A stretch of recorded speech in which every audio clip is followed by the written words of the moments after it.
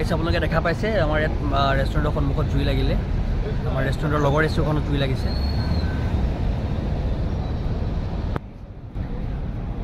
তো আপোনালোকক মই দেখালোঁ যে আমাৰ এখন ৰেষ্টুৰেণ্ট আমাৰ লগৰ ৰেষ্টুৰেণ্ট এইখন চাব পাৰে যিখনত জুই লাগিলে আপোনাৰ জুই লাগি গ'ল বহুত ডাঙৰ ৰেষ্টুৰেণ্ট আছিলে প্ৰায় বহুত কোটি টকাৰ লছ আপোনাৰ ৰেষ্টুৰেণ্টখনত তো মই আপোনালোকক যেটো ভিডিও দেখাইছো এটো ভিডিও হৈছে আমাৰ ৰেষ্টুৰেণ্টখনৰ পৰা দুখন ৰেষ্টুৰেণ্ট বাদ দি 3 নম্বৰখন ৰেষ্টুৰেণ্ট আৰু এইখন ৰেষ্টুৰেণ্ট এনেকুৱা এখন ৰেষ্টুৰেণ্ট যে আপুনি ইয়াত বেলেগ ৰেষ্টুৰেণ্টৰ লগত মিলাব নোৱাৰে এইটো কাৰণে মিলাব নোৱাৰে এইখন ৰেষ্টুৰেণ্টে ডেইলি ইয়াত জব কৰা মানুহ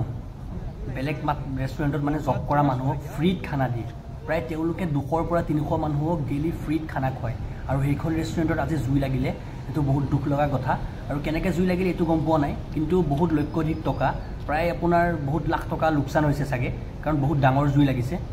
আৰু বহুত দুখ লাগিছে একচুয়ালি কাৰণ এনেকুৱা এখন ৰেষ্টুৰেণ্ট যিখনে আপোনাক ফ্ৰীত খানা দি আছে ডেইলি ময়ো কেতিয়াবা খাবলৈ যাওঁ আৰু এইখন ৰেষ্টুৰেণ্টত আজি জুই লাগিলে মানে মনত বহুত দুখ লাগিছে আৰু ভিডিওটো আপোনালোকক এইটো কাৰণে শ্বেয়াৰ কৰিব খুজিছোঁ যে চাওক আপুনি যিমানে ভাল কাম নকৰক কিয় যদি আপোনাৰ নসিবত বেয়া লিখা আছে তে বেয়া হ'বই ইয়াৰ এটা এক্সাম্পল সাগে ৰেষ্টুৰেণ্টখন আজি তেওঁলোকে ডেইলি ফ্ৰীত খানা খুৱায় কিন্তু তেওঁলোকৰ নসিবত আছিল সাগে যেহেতু যে কাৰণে আজি এটো ঘটনা হ'বলৈ পালে আৰু ইয়াত ইমান কুইক সাৰ্ভিস দেখিবলৈ পালো আপোনাৰ জুই লাগাৰ পিছত ষ্টাফবোৰ বাহিৰলৈ ওলাই আহিলে লৰিকে বাহিৰলৈ ওলাই আহিলে তেওঁলোক আৰু আপোনাৰ প্ৰায় 10-15 মিনিটৰ ভিতৰত পুলিচ ফায়াৰ এক্সিট গাড়ী যিবোৰ ফায়াৰ ফৰ্চ হয় তেওঁলোক আহি পালেহি আৰু লগে লগে আপোনাৰ এম্বুলেন্স আহি পালেহি মানে ইমান কুইক সাৰ্ভিস দেখা নাই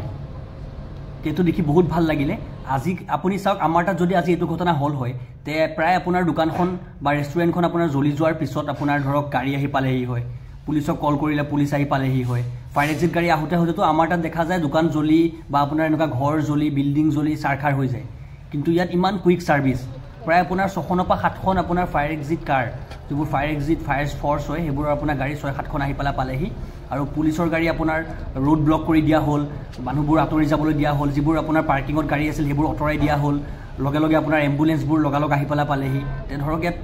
সকলো খা সুবিধা মানে ইমান ফাষ্ট কুইক সাৰ্ভিস মই আজিলৈকে দেখা নাই সো মই কওঁ যে আমাৰ ইণ্ডিয়াটো এবোৰ এনেকুৱা ধৰণৰ হ'ব লাগে প্ৰসেসবোৰ যাতে কোবাত যদি জুই লাগে কেতিয়াবা তে এনেকুৱা নহয় যাতে সাৰ্ভিসবোৰ কুইক হওক আৰু ইয়াৰ ফেসিলিটিবোৰ দেখি বহুত ভাল লাগিলে আৰু ৰেষ্টুৰেণ্টখনৰ এটো হোৱাৰ কাৰণে মনত বহুত দুখিত ভিডিওটো এটো কাৰণে বনালো যে আপোনাৰ ৰেষ্টুৰেণ্টখনত জুই লাগাৰ পিছতো ইয়াৰ যিবোৰ কুইক সাৰ্ভিস যিবোৰ এক গভৰ্ণমেণ্টৰ যিবোৰ সাৰ্ভিস আৰু এইবোৰ আপোনাৰ কুইক হোৱাৰ কাৰণে মানে আপোনাৰ সোনকাল হোৱাৰ কাৰণে